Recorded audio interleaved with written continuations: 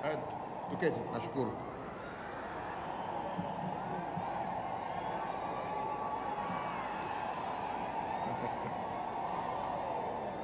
Asante sana.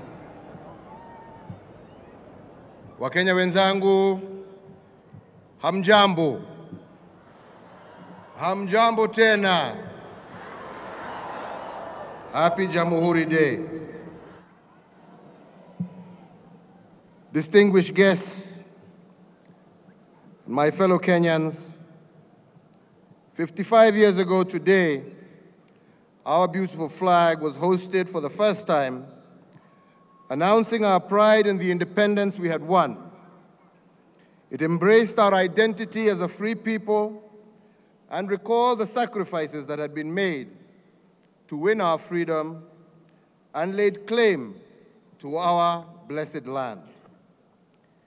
Our national anthem was heard for the first time, praying for unity, peace, justice, and liberty, and then calling us to serve and defend our motherland. Fellow Kenyans, as we go about our daily routine, building our nation, let us always remember those visionary words of our national anthem. In particular, our young Kenyans must know that our freedom was not given to us on a silver platter. It was fought for, and we must continue to defend it at all times. Men and women, most of whom are no longer with us, and some who you see here today, quite elderly now, fought to free us from the oppression and indignity of colonialism. They endured immense cruelties and indignities, but they remained strong and united in the struggle. Their movement changed the world. They struggled forward as Africans, united to their brothers and sisters in the different colonies by the desire to forge a free and prosperous Africa. Indeed, today my challenge to our youth is to keep the flame of our freedom fighters alive and keep Kenyans united as we all work to bringing Africa together. You have in you the spirit of the great men and women who fought to bring life to an independent Kenya, and always remember them, and we must never betray their cause. We are, yes, independent, but we must remember that our nation has new enemies, and our freedom faces new threats. We have men and women in uniform today who are standing in harm's way away from home to safeguard our liberties. We salute those who have fallen in the line of duty. We honor their sacrifice, and we thank them and their families from the very bottom of our hearts. Fellow Kenyans, the first generation of independent Kenyans knew political independence was important, but not sufficient to build a free, secure, and prosperous country. They knew we needed to be free from poverty, ignorance, and disease. To forge ahead, they introduced economic and development plans. They sought to build sufficient prosperity for the country to be able to defeat poverty, ignorance, and disease. Their policies helped us develop the biggest and most diverse economy in East and Central Africa. We went from having one referral hospital in 1963 to 6 public ones today, in addition to a host of private ones. With better health and nutrition, Kenyans today are living nearly twice as long on average as their fathers did at independence. Moreover, far few mothers die in childbirth. We have cut child mortality to a quarter of what it was in 1963, and in the last few years, we have greatly accelerated this progress. From a handful of graduates from a single university at independence, millions of Kenyans are today graduates of more than 60 universities. And from being required to have passes to move from one place to another, Kenyans have in millions traveled to every part of the world and won respect for their hard work, honesty, and ambition. We are building today new and modern roads connecting every part of our country. The days of road journeys that took weeks in vehicles that kept getting stuck in mud are fast falling behind us. Our port in Mombasa is the busiest in the region and the fastest improving. From our international airports, you can journey directly to dozens of destinations on 4 continents. Fellow Kenyans, transforming Kenya from a nation of poverty to prosperity requires more than a single generation, or one term, or one set of leaders. Those countries that started off at the same level as we were in the 1960s are today prosperous, most of them in Asia. This prosperity is because they focused on development and did not entertain misappropriation of public resources. Even when their leaders changed, their development plans were sustained. They were united and committed to good governance and achievement of their national aspirations. We celebrate today that we are a free people, able to chart our own destiny and build a better future together. We, however, need to use better our hard-earned freedom to build our economy, create jobs for our young people, conquer hunger, and improve access to quality education and healthcare. Success in this regard calls for unity of purpose around the national development plans already in place, such that every leader who comes to power sustains the effort.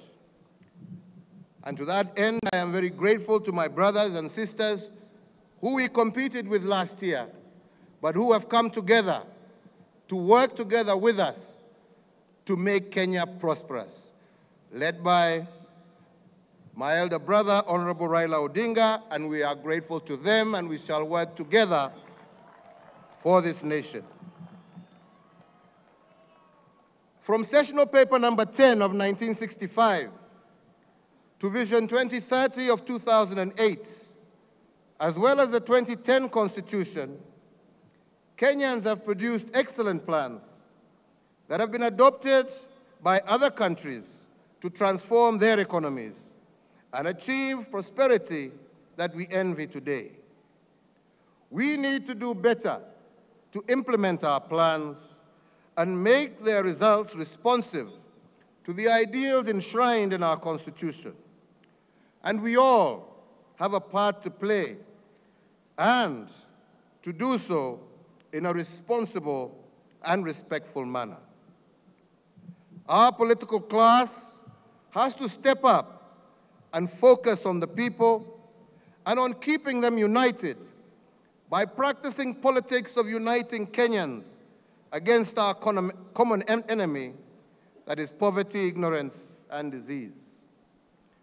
Our job as leaders is very simple. It is to work for the people of Kenya every single day, to rebuild the bonds of brotherhood between our peoples, and to weave a new and stronger fabric of patriotism and nationhood that we as a country so desperately require.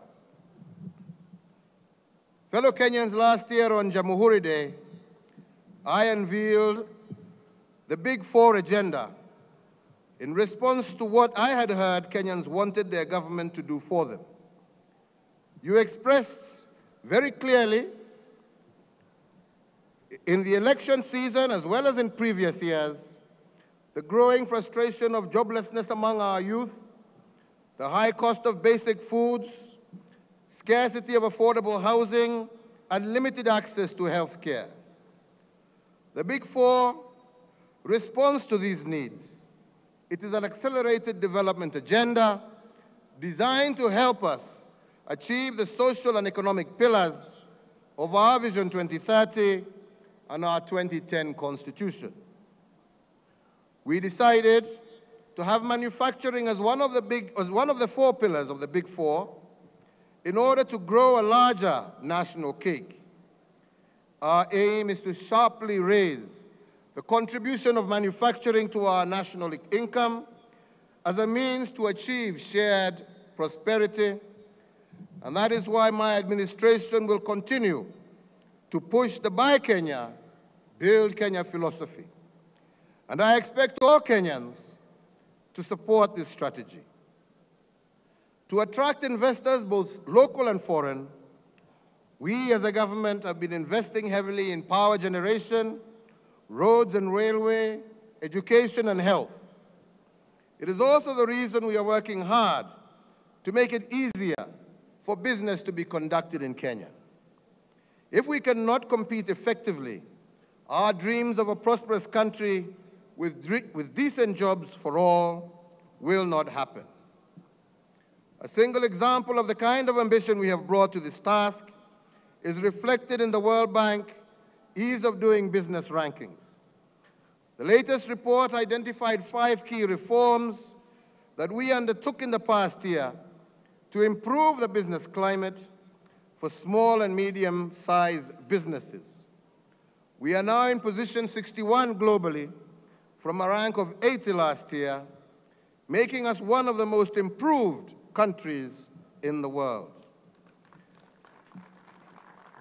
This, however, is still not good enough, especially with regard to small and medium-sized businesses, which still have to contend with far too much red tape and corruption.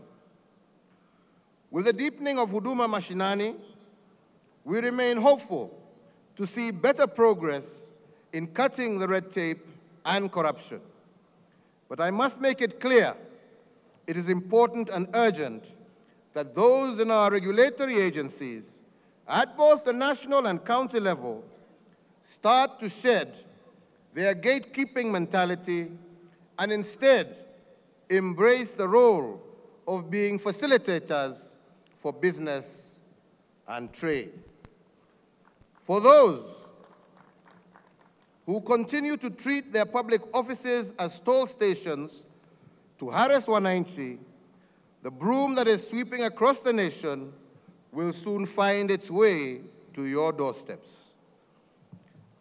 As a government, we remain committed to do more for our micro-sized manufacturers in the Jua Kali sector, as it is a major employer of our people.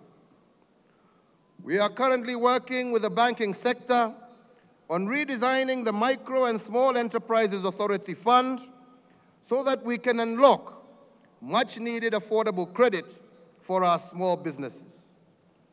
We will strengthen legislation that enables rather than hinders their efforts and offer access to affordable technology that will help them improve their productivity and competitiveness. Our efforts are translating to foreign and domestic investors, realizing that with every passing day, Kenya is one of the best destinations in which to build their enterprises. My administration will keep its foot on the pedal in making Kenya more and more open to good and honest entrepreneurs. Turning to the housing pillar, this initiative is anchored under the Affordable Housing Program that will, among other benefits, deliver 500,000 affordable homes.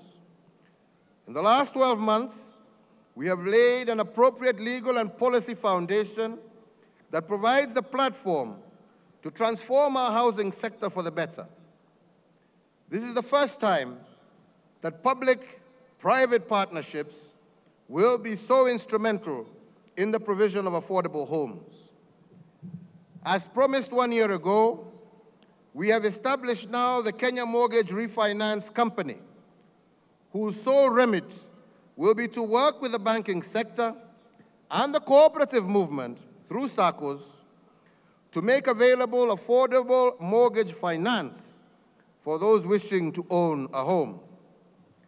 The Kenya Mortgage Finance Company will help to extend the tenure of housing loans from the current average of 7 years to at least 20 years. It will also assist in driving interest rates on mortgages to single digits. Further, after extensive debate, we finally received approval by the National Assembly to establish the Kenya Housing Development Fund. And I thank you, our members of Parliament, the trade unions, and the Kenya Federation of Employers for your support to this fund. The Housing Fund is the anchor of our public-private partnership-led housing model, and it is the fund that will be the primary off-taker of approved building developments designed and implemented under the program. I hope to launch the first of the many housing developments in a week's time from today. In parallel to these efforts, the private sector shall, by subscribing to the new Housing Development Framework Guidelines, be able to develop housing projects for offtake by the Housing Fund. With all of us working at full steam, the dream of creating 500,000 new homeowners is attainable. The benefits of this program will extend beyond the homeowners and will benefit thousands of households by creating jobs for workers in the construction industry and associated sectors. To guarantee affordability and promote domestic industries, the government will further encourage construction companies to use locally produced building materials and inputs such as doors, windows, hinges, sand, and cement must and should be secured domestically. The third pillar of the Big Four is food security. There is no reason why Kenya cannot feed itself and make food affordable to all. And we will take every step to ensure that farming goes beyond subsistence and that every farmer is running a profitable business. We will reform our approach to input subsidies by introducing greater transparency in their funding and ensuring that subsidies benefit the farmers and not unscrupulous middlemen and brokers. We are taking measures also to reduce post-harvest losses, promoting crop and livestock insurance through the accelerated construction of water pans and the rehabilitation of old dams. We will sharply raise the total land under irrigation and begin to overcome the unpredictability of rain-fed agriculture. However, I wish to say the following to our youth. Far too many of you have learned to regard farming negatively, but it does not have to be the case. You have acquired knowledge and have access to much useful information that can help transform the farms of your parents. And in this regard, I do urge our youth to seek support from various commercial banks, such as the Kenya Commercial Bank Foundation Program, to Jiajiri. During the graduation ceremony that I graced last week, the foundation committed to set aside annually some Kenya shillings 10 billion for the next 5 years to support youth micro-businesses in agriculture, manufacturing, and services. The fourth pillar of the Big Four is affordable health care for all. Let me say that I'm very pleased to announce that I will be in Kisumu County tomorrow for the launch of the Universal Healthcare Pilot Program, which is a key milestone in our journey towards universal health coverage. The residents of Isiolo, Kisumu, Nyeri, and Machakos counties will receive free healthcare services in all health facilities from their local health centers all the way to the referral facilities.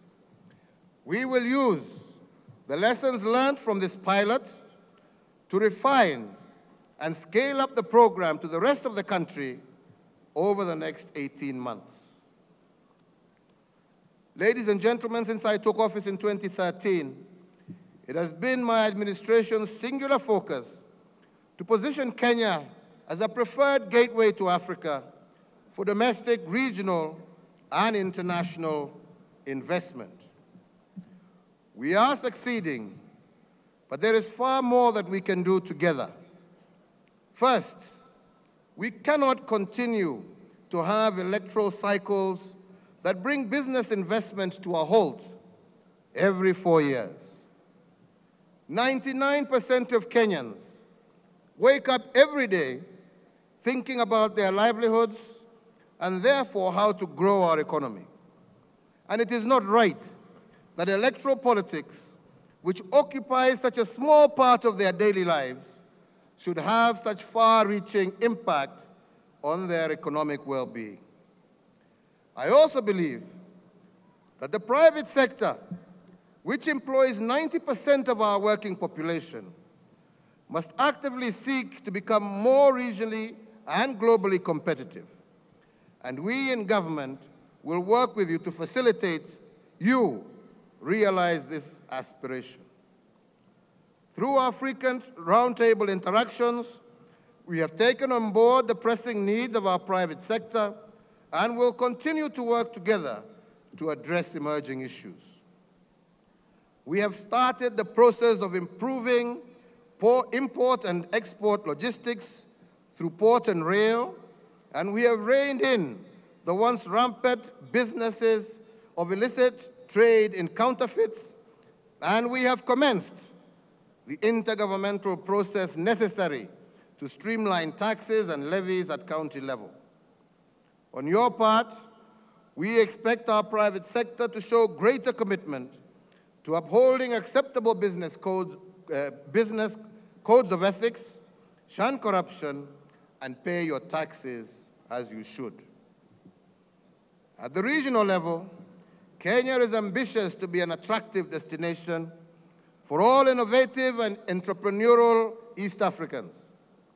We also encourage Kenyans to invest and trade in other East African countries, which are our most important partners. Kenya is a strong supporter of deeper regional integration in the East African community and Africa as a whole. Fellow Kenyans, security is a key enabler for us to achieve the agenda that we have set out for ourselves. And it is for this reason that we have remained focused on steps to defeat the jihadist terrorists. We have disrupted many planned attacks by our enemies and have prosecuted and jailed their operatives. An even larger group of Kenyan citizens is standing up to prevent and reverse radicalization. Through our diplomacy and our military, as part of the African Union force, we will continue the support for the stabilization of Somalia. However, I wish to call upon all Kenyans to remain very vigilant. The enemy lives and walks amongst us, and it is every citizen's duty to protect our motherland. Do not be silent when you see them scheming to kidnap our youth for use as child soldiers, or when you see them planning to ambush and attack our homes, our villages, or our soldiers. We must unite and work together as the government and citizenry, hand in hand, to help those who can be helped to reform and to flush out those elements that remain determined to cause us harm. Fellow Kenyans, as we have done for decades, we will continue to support the peace-building and conflict resolution in South Sudan, and we remain encouraged by growing peace between Ethiopia and Eritrea, and for the dropping of international sanctions against Sudan. We will work with every one of these countries to strengthen the peace, to eliminate any havens of terrorists and extremists, and to replace bullets and grenades with trade and investment. 2 years ago, Kenya undertook to host the first ever global conference on harnessing the world's maritime resources in a sustainable manner. And last month, we successfully held the first ever Sustainable Blue Economy Conference, which was attended by some 17,000 registered participants from 183 countries out of the 206 countries in the world. Without doubt, this conference was a turning point for Kenya, for Africa, and for many other parts of the world, in that new investments in the blue economy will lead to enormous growth in Kenya's economy, create thousands of maritime-related jobs, and increase food and nutrition security, as well as enhance environmental sustainability. As a country, we will adopt the recommendations made at the conference and turn them into opportunities to advance Kenya's development. Fellow Kenyans, and for the sake of being repetitive, we will not realize our vision for a better Kenya for all Kenyans unless we as a people work together to conquer the monster of corruption. It is for this reason that we have deepened that war against corruption. As part of our anti-corruption strategy, we have signed bilateral mutual legal assistance agreements with a number of countries in the world, which is making the world a very small place for corruption kingpins. There is almost nowhere now left for them to hide ill-gotten wealth, and once we have proved that it is stolen money, the agreements that we have signed provide for the assets to be returned to the Kenyan people. In the same breath, we shall continue our cooperation with foreign investigative agencies to counter the dangers of transnational crimes, particularly drug and child trafficking. We shall not allow Kenya to be a base of operation for drug lords, and our resolve on this matter should not be tested. Kenya will push hard to lead in urging the multilateral financial and political system to take more action to stop corporations from illegally avoiding taxes, disregarding environmental responsibility, and acting with cruelty and contempt against citizens of countries in which they have invested. Here at home, I remain committed to strengthening governance institutions, entrenching the rule of law, and stamping out corruption. Through the efforts of our investigative agencies and the Office of the Director of Public Prosecutions, individuals who may have thought they were untouchable are now facing the full force of the law. Those individuals, I agree, deserve fair trials, but nothing more than that. I am calling once again for our judiciary to ensure that its procedures are not used to protect impunity. Kenyan spirits are dampened when we witness suspects released on ridiculously low bail terms, interference in legislative processes and the use of the court process to delay justice. All arms of government must work together to ensure that our nation gets rid of this menace once and for all. To those engaged in fraud and abuse of office, I plead with you once again to listen to me keenly. You can run, but you will never hide. We will catch up with you and make you pay dearly for every coin stolen from Kenyans. And to you, the people of Kenya listening to my address today, please, as I have said, it is time for you to stop watching from the sidelines. It is time for all of us to become active participants in this war. It is time for you to say enough, be it to a policeman or a governor, a clerk, a cabinet secretary, a judge, or a politician.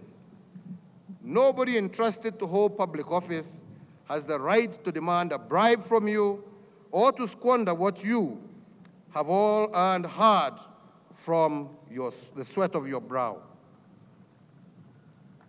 I have shown you my unshakable resolve on this matter. Now I need all of you to join hands together with me to make this a reality. Report incidents of corruption to your local Directorate of Criminal Investigations. And if they do not listen, report to your nearest Ethics and Anti-Corruption Office. And if they don't listen, give the information to the media, to civil society, actors, to unmask these people. Please, fellow Kenyans, do not tire of doing the right thing.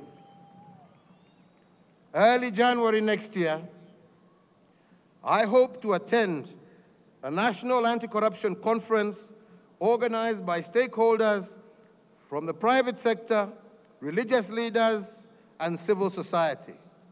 I am grateful that our brothers also in the opposition have agreed to join hands with us at that conference where we can come out with one resolve to defeat this menace. I am hopeful that this conference will come up with a roadmap that we can all adapt to further this war in order to get rid of this cancer. While still on the matter of corruption, let me say that I am proud once again this year that we frustrated the criminal cartels that had laid siege to our education system in the years past. We have delivered yet another credible set of national examinations for our Class 8 and Form 4 students. To those who have completed Class 8, proceed to secondary school, remain committed to working hard, behave decently, love your country, and protect it from its enemies, and most importantly, embrace integrity. We are counting on you to take over from us and lead this country to the next stage of development.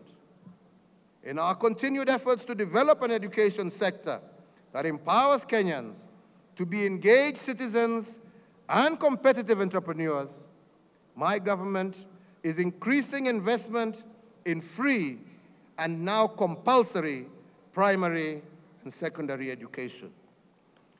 We shall continue to improve the quality of teaching and the infrastructure of our learning institutions. With government providing free education at the basic level, there is no reason for any child not to be in class. I expect all national and county government officials to shoulder full responsibility personally and collectively towards the achievement of our basic education policy goals, especially the 100% transition from primary to secondary schools. Following the conclusion of the selection of Form 1 students in 2019, I will hold education officials, chiefs, and assistant chiefs accountable for enforcing full compliance to this policy.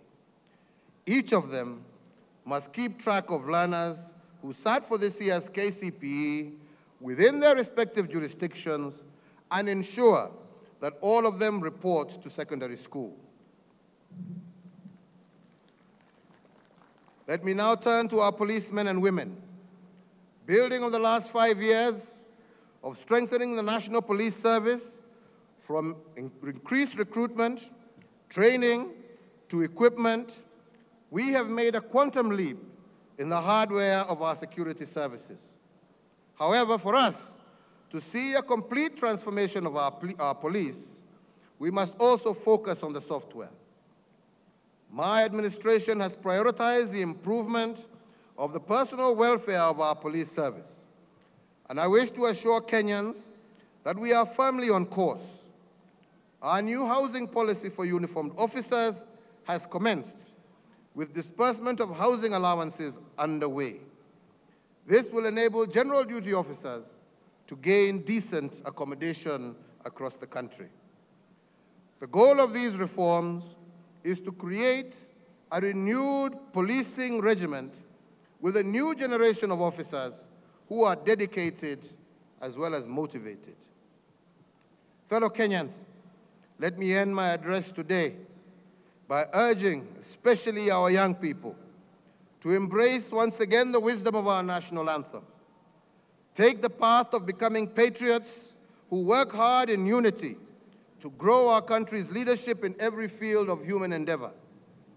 I promise to continue walking this journey with you. Do not allow yourselves to be allured to promises of wealth from corruption or ill-gotten wealth. Our founding fathers of this nation built businesses, farmed hard, sought new knowledge, and practiced politics of unity and democracy even when they argued amongst themselves. They built a foundation upon which we stand today. Let us learn from their triumphs, but also learn to avoid their pitfalls. And you too will help build a Kenya that is a catalyst for the renaissance of Africa, and indeed, that is the spirit of our Building Bridges initiative. We can only reach our destination as a united people who see in their challenges not a call to cynicism, but rather an opportunity to contribute solutions. Let us all, therefore, in one accord and in common bond united, build this nation of ours together for the glory of Kenya.